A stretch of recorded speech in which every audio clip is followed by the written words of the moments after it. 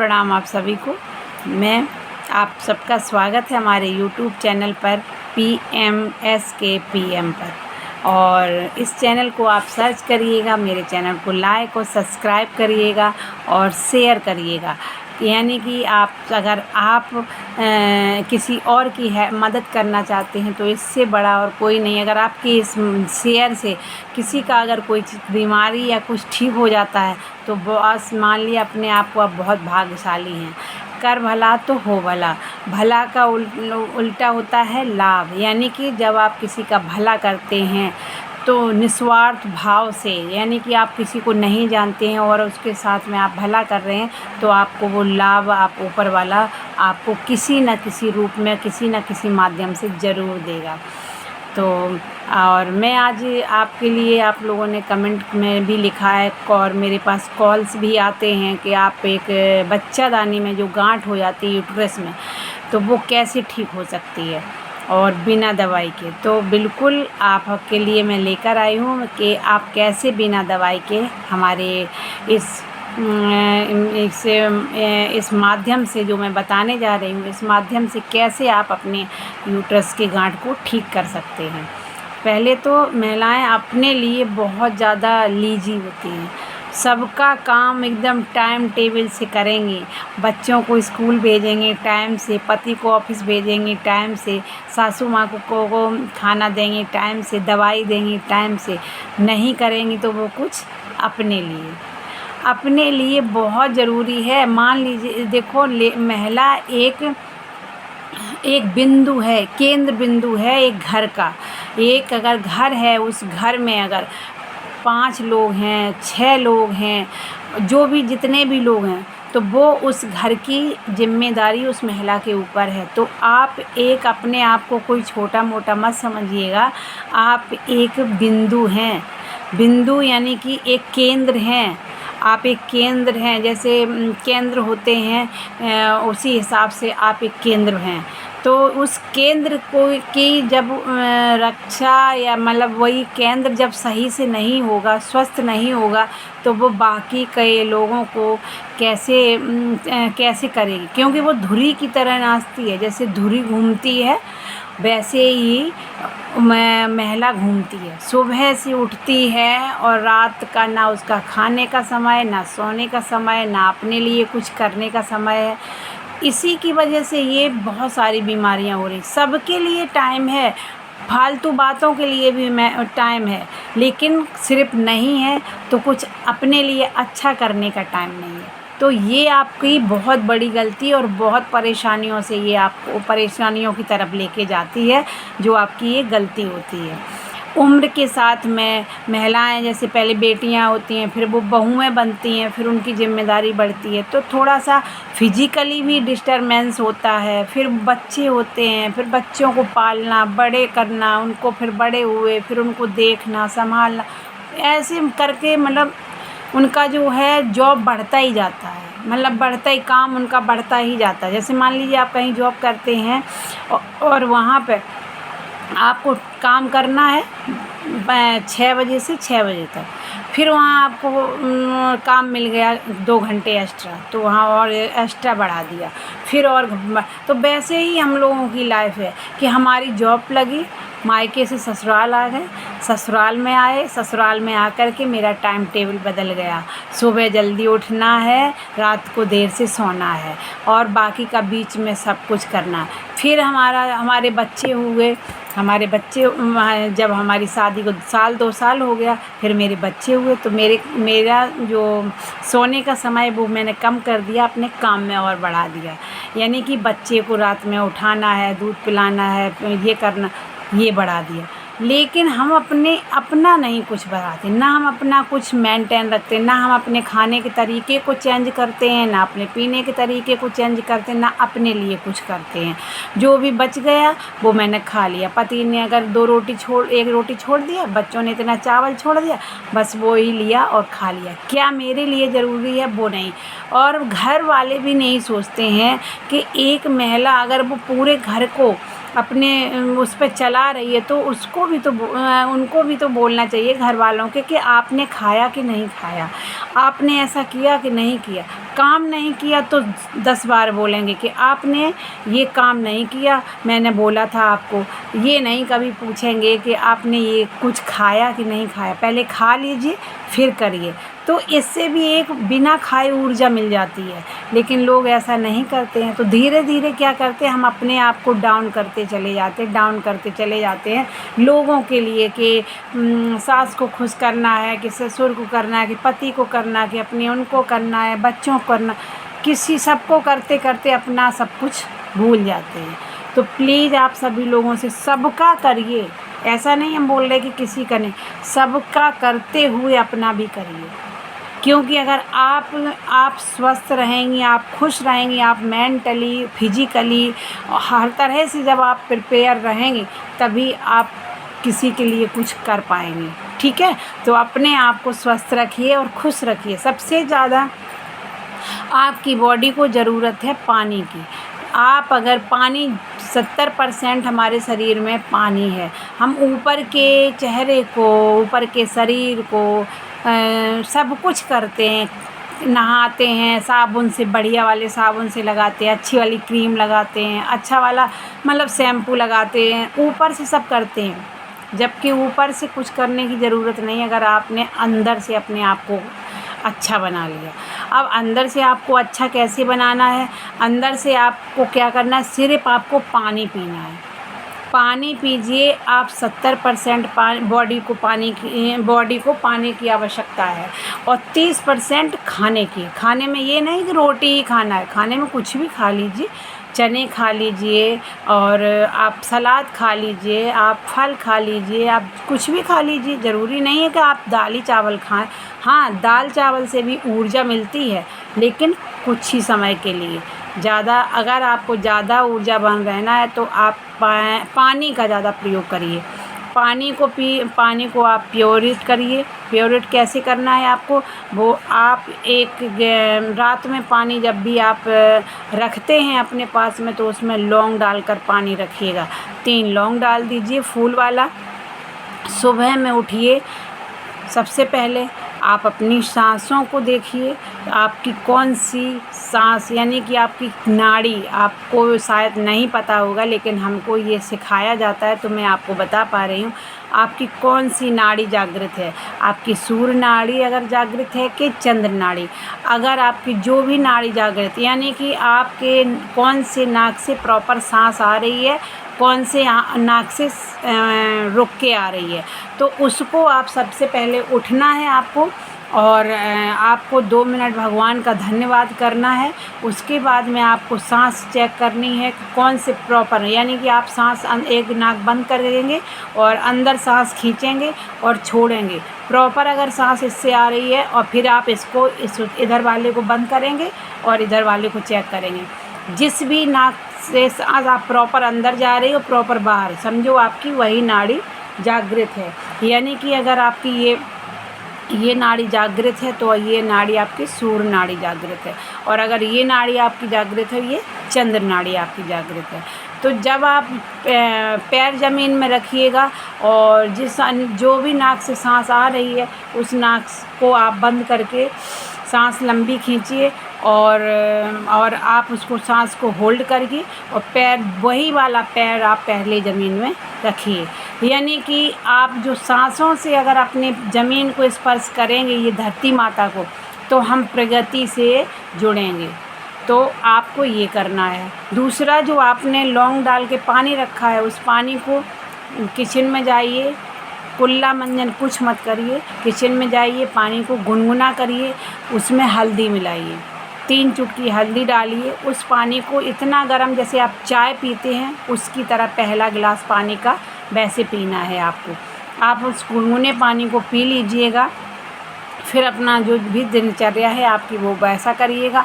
उसके बाद में फिर आप जब आप निकालिए समय, यानी कि आपको 15 से 20 मिनट के बाद में आप फिर 1 गिलास पानी लीजिए, उसमें 3 चम्मच शहद मिलाइए और उसको गुनगुना करिए। वही वाला पानी रहेगा, ये वाला सादा वाला नहीं। उसको फिर पानी को, लौंग वाला पानी लीजिए और उसको गुनगुना करिए, उसमें 3 चम्मच शहद मिलाइए, और अगर हरा वाला नींबू है तो वो भी आप डाल के पी सकते हैं।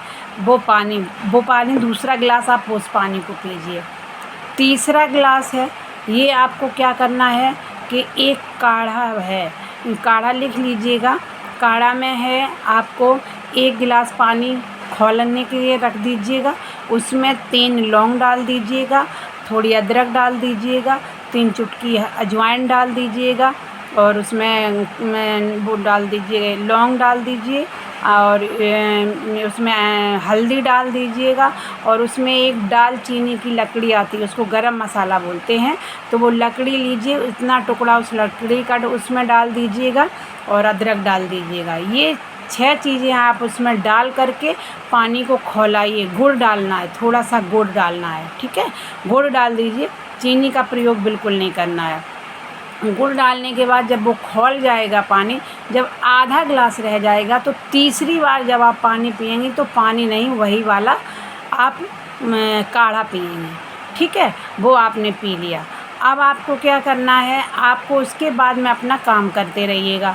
दूसरे बार में फिर आप आएंगी तो 1 अंजीर और 3 बादाम आप रात में भिगोएंगी, उनको सुबह छील करके और आप उसको खाएंगी। तीनों बादाम और वो अंजीर को एक साथ भिगो दीजिएगा, और उसको उसमें थोड़े से आप मेथी दाना भी डाल सकते हो। धो करके भिगोइए, तो फिर वो पानी भी आप छान करके पी सकते हो, और उसको पीजिएगा। और वो चीज़ें आप खा लीजिए, या अगर हो सके तो आप उसको भी खाना चाहें तो जो मेथी दाना है उसको भी आप खा सकते हैं, खा लीजिएगा। और वो बादाम खा लीजिए, अंजीर खा लीजिए, तीनों चीज़ों को खा लेंगे। उसके बाद में आपको क्या करना है, आप रात में चने और मूंगफली के दाने भिगो दीजिएगा। चने और मूंगफली के दाने रात में भिगोएंगे, वही सुबह में उठिएगा। जब आप सब काम से नहा धो कर के जब आप नाश्ता के लिए जाएंगी, तो आपको नाश्ता में वही चने और मूंगफली के दाने लेना है। उन चने और मूंगफली के दाने में आपको क्या करना है, थोड़ा सा चुकंदर काट के डालना है महीन महीन करके, और एक प्याज डालिए थोड़ा महीन महीन करके। अगर आपके पास खीरा है तो वो डालिए, अगर आपके पास अमरूद का है सीजन है तो आप अमरूद डालिए, एप्पल छोटा छोटा काट के डालिए। और उसमें हरा वाला हमेशा ध्यान रखिए, हरा वाला नींबू ही अगर आप मिल पा रहा है तो लीजिएगा, क्योंकि हरे वाले नींबू में ज़्यादा विटामिन होता है, विटामिन सी उसमें बहुत ज़्यादा होता है, इसीलिए हरा वाला नींबू लीजिए। उसमें चने में और उसमें सब में मिला करके एक नींबू पूरा निचोड़ दीजिए, और काला वाला नमक यूज करिएगा, काला वाला नमक डालिए और चम्मच से उसको खाइए, और खूब चबा के खाइए। यानी 1 चम्मच खाइए और इसमें इतना मुंह में चबाते रहिए कि जैसे जब मुंह में एकदम से वो बिल्कुल महीन हो जाए, फिर उसको अंदर लेना है, ठीक है। ऐसे करके उसको आप नाश्ता कर लीजिए। नाश्ते में आप पूरी पराठे नहीं लीजिएगा। फिर आपको क्या करना है, आपको उसके बाद में आप रिलैक्स रहिएगा, और उसके बाद में जब आपको फिर भूख लगती है तो आप 1 केले के साथ में, और 1 केले को 6 टुकड़े करेंगी, उसमें भी 3 चम्मच शहद डालिए, शहद डाल करके और अब उसको आप खा लीजिएगा, ठीक है। फिर आपको जब भूख लगती है तो आप खाना खाएंगे। खाने में अगर आपको 3 रोटी का भूख है तो आप 2 रोटी खाइए, अगर 1 खा रहे हैं तो और भी अच्छी बात है। रोटी चावल बहुत कम मतलब चावल तो बिल्कुल ही मत खाइए जब तक आपका ये ठीक ना हो जाए गांठ। और जब आप रोटी खाते हैं, रोटी भी बहुत कम खाइए। अगर आपके पास में बाजरा या मक्का अवेलेबल आटा है तो आप मक्के की रोटी खा सकते हैं, बाजरे की रोटी खा सकते हैं। बाजरा मक्का की रोटी को जल्दी डाइजेस्ट हो जाती है, गेहूं की रोटी को पचाने में समय लगता है, फिर उससे जब वो नहीं पचती है तो गैस भी बनता है। तो इसीलिए ये रोटी उपलब्ध है तो ज़रूर खाइएगा। दिन में किसी भी टाइम पे आप दही ज़रूर खाइए। शाम को 5 बजे के बाद कोई सलाद नहीं, कोई फल नहीं, कोई दही नहीं। अगर दही आपको खाना है तो दही में आप हमेशा गुड़ डाल के ही खाइए, और चीनी डाल के मत खाइएगा। तो आप ये खाइएगा, ठीक है। दूसरा, आपको उसके बाद में आप फिर शाम को 4 बजे के लगभग पे अगर आपको भूख लगता है तो आप भूख के लिए आप क्या करना है, आप इतने से भुंजे हुए चने लीजिएगा, इतना सा गुड़ लीजिए, उसके साथ वो खाइएगा। आपका हीमोग्लोबिन जो है वो बढ़ाएगी और जो शहद है वो आपकी कोशिकाओं को स्ट्रॉन्ग बनाएगा। तो इसीलिए आप अंदर से फिज़िकली आप अंदर से स्ट्रॉन्ग बनिए, ऊपर से नहीं। ऊपर और अंदर से साफ़ सुथरे बनिए। तो आप ऐसा अंदर की जो अंदर की बातें हैं उसी के बारे में मैं बता रही हूँ। और उसके बाद में फिर शाम को आप भोजन बिल्कुल हल्का लीजिए। अगर आप नहीं भी लेते हैं तो कोई दिक्कत नहीं, अगर लेना है तो 1 रोटी खाइएगा, ज़्यादा दिन में भोजन हमेशा, ये सभी के लिए है, नॉर्मल जो बीमार नहीं है उनके लिए भी। सुबह का भोजन हमेशा राजा की तरह करिएगा दोपहर का, और शाम का भोजन हमेशा भिखारी की तरह करिएगा। तो आप हमेशा स्वस्थ रहेंगे और कभी भी आपको कोई भी परेशानी दिक्कत नहीं होगी। फिर आप वही दिनचर्या आपको करनी है। शाम को जब आप सोने जाते हैं तो आप एक गुनगुना पानी, आप लौंग वाला जो पानी है उसको गुनगुना करिए। जब आप कुछ नहीं करना है, आपको खा पी के एकदम फुर्सत है, फिर आप 1 गिलास गुनगुना पानी पीजिए और वही काढ़ा जो मैंने बताया है, वही काढ़ा रात में फिर पी कर के आप सो जाइएगा। ठीक है, ये तो हो गया आपका खाने पीने का। अब दूसरा है कि आपको ये सैनिटरी जो हमारा सुकन्या केयर का सैनिटरी नैपकिन है ये वाला, ठीक है, तो ये आपको यूज करना है। ये आपको कैसे यूज करना है, ये आपको कैस्टर ऑयल एक तेल मंगाना है, उस तेल को नाभि में लगाना है। नाभि में लगाने के बाद में इसको आप एक किसी भी पट्टी में चिपका लीजिएगा और इसको एनाइन चिप को पानी डाल के गीला करिएगा और नाभि में आप इसको बांधिएगा। आप बोलेंगे नाभि में बांधने से क्या है, नाभि हमारा नसों का गुच्छा है। जो भी हमारी कोशिकाएं रिमूव हो रही हैं या बेकार हो रही हैं, ये नसें गुच्छा वहाँ से, अगर वहाँ से हम काम करेंगे तो एकदम से पूरा प्रॉपर तरीके से ये हमारी सारी नसें एकदम से सही हो जाएंगी। तो आप नसों उसमें नाभि में कैस्टर ऑयल लगाइए और इसको एनाइन चिप को कपड़े में चिपका करके, और एक सुबह में लगाएंगे वो शाम को हटाएंगे, शाम को लगाएंगे वो सुबह में हटाएंगे। और अगर आप बाहर वर्क करते हैं तो रात में लगाइएगा। अगर नहीं लगा, दिन में नहीं लगा सकते नाभि में, तो रात में अति आवश्यक लगाना ही लगाना है। और पैड की मात्रा को बढ़ाइएगा। आप एक कमर में कैस्टर ऑयल तेल लगाइए, जहाँ पर हमारी रीढ़ की हड्डी होती है वहाँ पे कैस्टर ऑयल लगाइए और हमारी एनाइन चिप को लगाइए गीला करके। एक आप अपनी विजाइना में यूज करिएगा, सुबह में लगाइए, वो शाम को हटाइए। अगर पीरियड आ रहा है तो भी, नहीं आ रहा तो भी, आपको 2 पैड रेगुलर यूज करने हैं बिना पीरियड के भी। एक सुबह लगाइए और एक शाम को लगाइए और पानी छिड़क के इसको यूज करिएगा। और ये 3 पैड सुबह, 3 पैड शाम को अगर आपने लगाना स्टार्ट कर दिया तो आपका जो बच्चादानी का गांठ है वो धीरे धीरे करके आप देखिएगा ख़त्म, गल जाएगी। फिर आपको ब्लीडिंग आएगी तो आप परेशान बिल्कुल मत होइएगा, उसको रेगुलर आने दीजिए। उस टाइम पे आपको काढ़ा पीने की ज़्यादा ज़रूरत है। और उसके बाद में अगर कोई आपको समस्या दिक्कत लगती है तो आप मुझे कॉल कर सकते हैं, मुझे चैट बॉक्स में लिख सकते हैं कि आपको क्या और सजेशन चाहिए है। तो ये हमारा हुआ बच्चादानी में जो गांठ हो जाती है, ठीक है। तो इसीलिए आप अपने आप को स्वस्थ रखिएगा और खुश रखिएगा, क्योंकि अगर आप स्वस्थ रहेंगी तभी खुश रहेंगी। जब आप खुश रहेंगी तो आपकी फैमिली खुश रहेगी।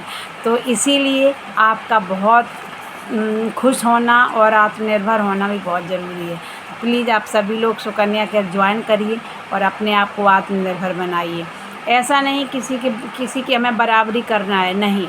हमारे पास अगर 100 रुपये भी हैं तो हम अपने बच्चे को उसमें से 10 रुपये 50 रुपये दे करके मैं उसको भी खुश करूँगी और मुझे भी बहुत बहुत बड़ी तसल्ली मिलेगी। तो सभी लोग बने रहिएगा। बाकी का अगर किसी को कोई और चीज़ का वीडियो चाहिए है तो प्लीज़ मुझे कमेंट बॉक्स में लिखिएगा कि मुझे इसका वीडियो बनाकर भेज दीजिएगा। मैं जल्दी से जल्दी आप तक पहुंचाने की कोशिश करूंगी। तो आप सभी लोगों को बहुत बहुत धन्यवाद है और प्लीज़ आप हमारे YouTube चैनल को देखने के लिए, आपको सब्सक्राइब करने के लिए धन्यवाद है। और आपको शेयर करने के लिए धन्यवाद है। आप सभी लोगों का साथ और सहयोग अगर हमारे साथ बना रहा तो हम आपकी सेवा कर पाएंगे, और हमें ये सौभाग्य मिला है तो माता कामाख्या बाबा पशुपतिनाथ की कृपा से मिला है, जो मैं आप सभी बेटियों की सेवा के लिए कुछ कर पा रही हूँ। तो बहुत बहुत धन्यवाद है, और बने रहिएगा। बताइएगा ज़रूर कमेंट करके कि आपको कैसा लगा हमारा वीडियो। नहीं समझ में आया है तो मुझे कॉल कर सकते हैं और हमसे बात कर सकते हैं। बहुत बहुत धन्यवाद। खुश रहिए और स्वस्थ रहिए।